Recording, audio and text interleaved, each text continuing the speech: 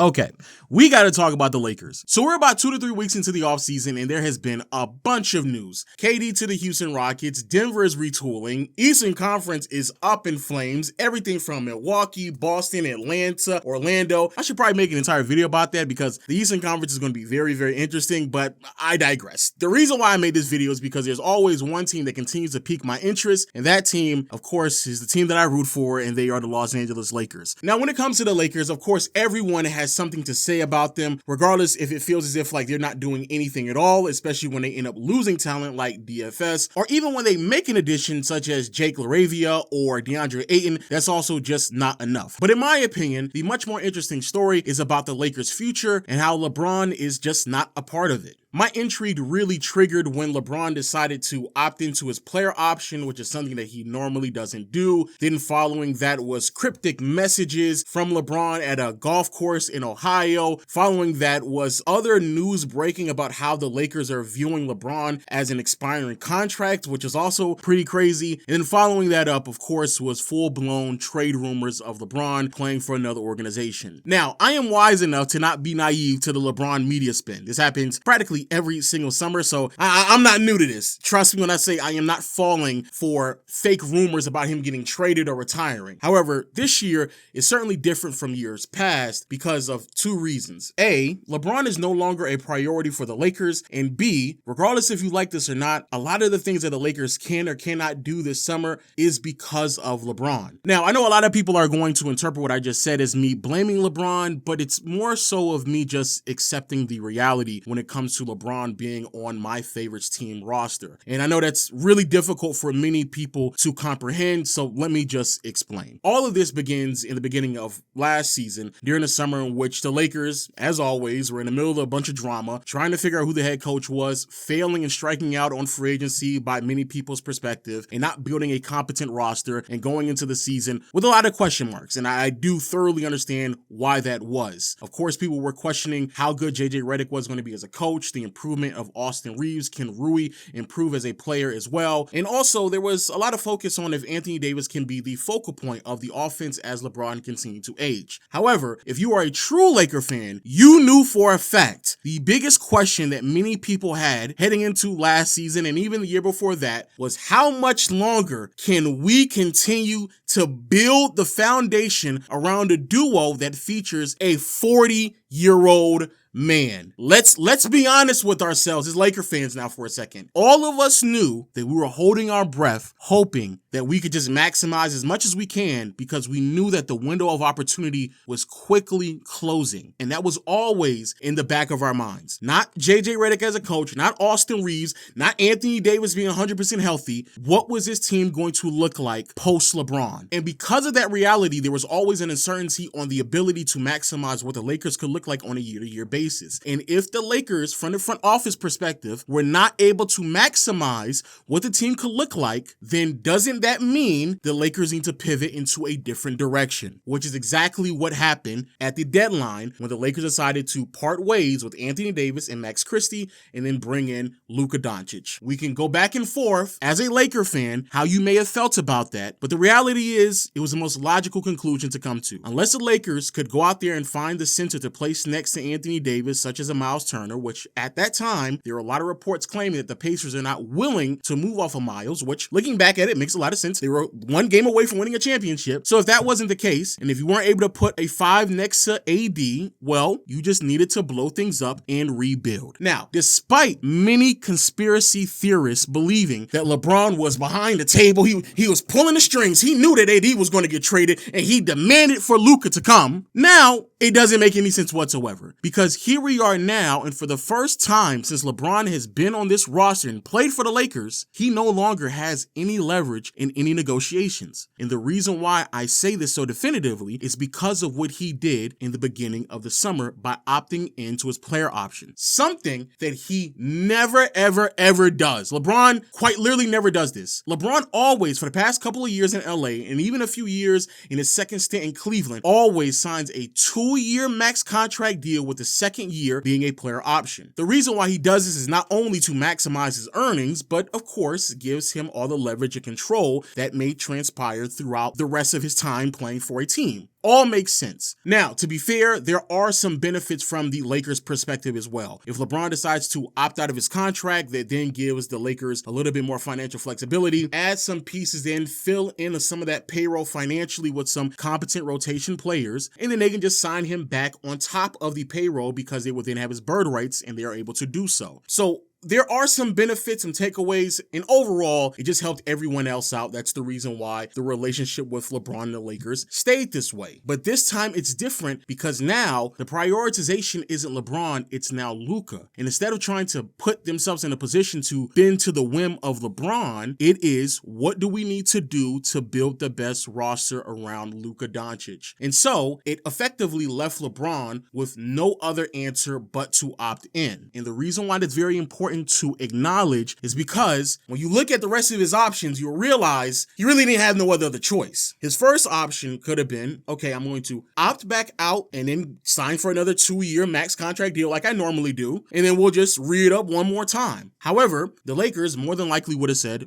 no, we're not going to do that. We're not going to do that. And matter of fact, if you decide to do that, the only type of contract we're going to sign you back onto is for $38 million on a year-to-year basis instead of the $50+ million that you can get right now. Now, you may be wondering, well, where would the Lakers' balls come from? Why would they ever do that? Well, it's because they know for a fact if LeBron wants to make the $50+ million that he's owed this year, there's no other team in the NBA who has a capability that he wants to play for that would sign him for $50+ million just like that on a whim. They literally couldn't do it. There's no other team that he would want to play for that could compete for a championship. They could just sign LeBron James to $50+ million. There are none. So if you decide to opt out and go for the 2-year, no, we're not going to go for that. Matter of fact, we're also not going to give you your no trade clause that we gave you last year that you have now, because we want to have the flexibility to trade you whenever we deem necessary, the same way we did with Anthony Davis. So that's off the table. Now, what is his second option? Well, it's the most logical conclusion to come through based off of what I gave you in the first option, which will easily just be a sign and trade, or just in a general sense, trade LeBron based off of the $50+ million that he wants to get paid to another team. And you will be absolutely correct. However, there's 2 problems with that option. A, there's already been several reports claiming that there are teams that are interested in LeBron, but not through a trade. There's not that many teams fawning over the idea of signing a 41-year-old player who's making $50+ million on their roster, knowing what they may have to give up in pursuit of LeBron, which is then the second problem that teams will potentially have when it comes to trading for LeBron. $50+ million on a year-to-year basis is a lot of money. That's a lot of money. So more than likely, if you were to try to build a trade that consists of LeBron going to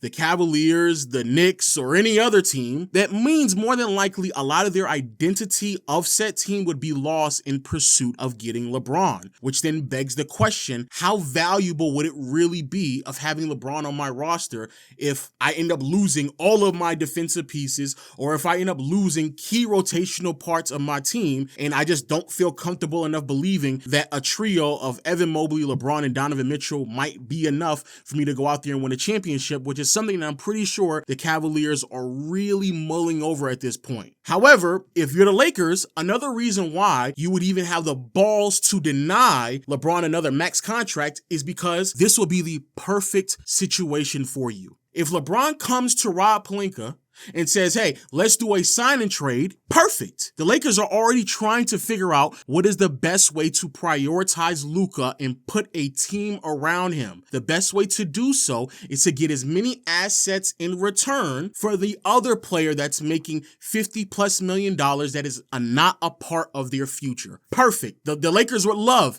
if they could trade LeBron and go out there and get a medley of supporting cast members that will best suit Luka long term. A Jared Allen, potentially a DeAndre Hunter from Cleveland, or any other lob threat big or defensive-oriented wing like OG Anunoby from the Knicks. That would be perfect for the Lakers and really aid them in the pursuit to not only retain Luka, but also build a team around him. Which then brings us to our last option, and that is simply just opting in. If you opt into your contract, you still earn the amount of money that you were set to earn. You keep your no trade clause that they're more than likely not going to give to you, again, because you put them in in a bit of a bind. And 3, and more importantly, when it is time to trade you, if that does transpire and materialize down the line, you get to control where you want to go to while still making the amount of money that you make. So quite frankly, opting in is the best situation for LeBron. But that also means it severely limits what the Lakers can do in terms of their roster construction, which is the reason why I said earlier, I'm not necessarily blaming LeBron rather than just accepting the reality. LeBron doesn't really have that many other options. He's not in a situation where he holds all the power and the leverage with the relationship with him in the front office like he used to. Luka Doncic is now here, and the Lakers are willing to build around him by any means necessary. And even as I say that, I truly do believe if the front office believed out there in LA with Rob Pelinka, if they truly believed that trading Austin Reeves and Rui Hachimura would yield a proper return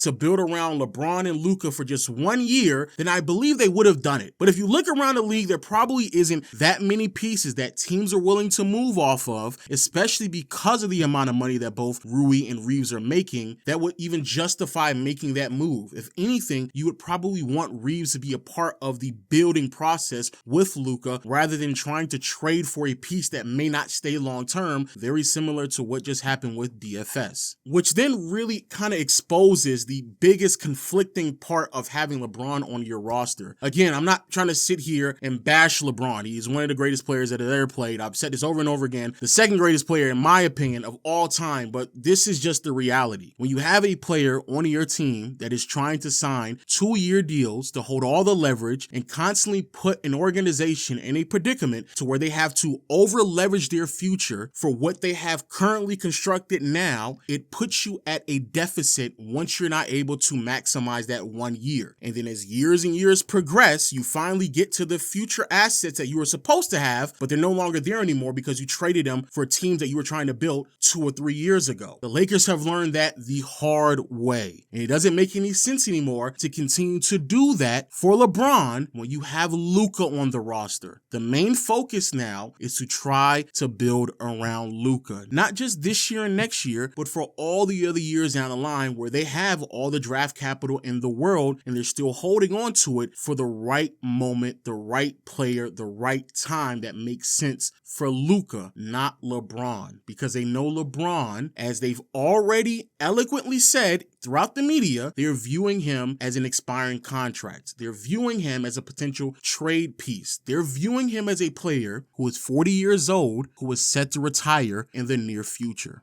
And again, that all makes sense. It's just the reality of where we are right now. We have 2 different entities. They're on 2 different timelines, and both of them participate with one another long term. That's what's happening right now with the Lakers, and it is the sad truth. So don't be surprised if the only things that the Lakers do is signing DeAndre Ayton or Jake. There's not that many options that the Lakers could do. I love the idea of going after Andrew Wiggins, even if it does cost us a draft pick. I think that's more than acceptable. Also, looking at a lot of the scouting reports from Jake LaRavia, I actually believe he'll be fine playing next to Luka Doncic. He's probably one of the best players that you could put alongside him. And even though he struggled a little bit early on in his career, he's never had to play with a playmaker of the likes of a Luka. So I even believe we'll get the best version of him. But I am not here believing that the Lakers are going to make any massive deals anytime soon because LeBron opted in and it immediately erased any type of flexibility that we could have moving forward. And also, there's just a possibility that LeBron genuinely might retire. I think a lot of people really take for granted or just decide to dismiss the fact that he is 40 years old. He's lived out his dream playing alongside his son. He's already scored the most amount of points in NBA history. He's done the unthinkable over and over and over again. It is okay for us to come to grips to allow this man to walk off a basketball court on his own will. And I say that in the most respectful way possible. I've seen way too many players throughout my lifetime stick around a little bit longer than they really needed to, and unfortunately they ended up retiring due to other circumstances besides their own decisions, and I just don't want that for LeBron. So I think that's something else that we should really take into consideration, because also deciding to just opt in kind of does lead me towards the idea that this might actually be the last year of LeBron James' career, and regardless if that's as a LA Laker or just as an NBA player. But hey, let me know your thoughts in the comment section below. Hit hit the subscribe button and notification bell. And until next time, I'll see you all later. Peace.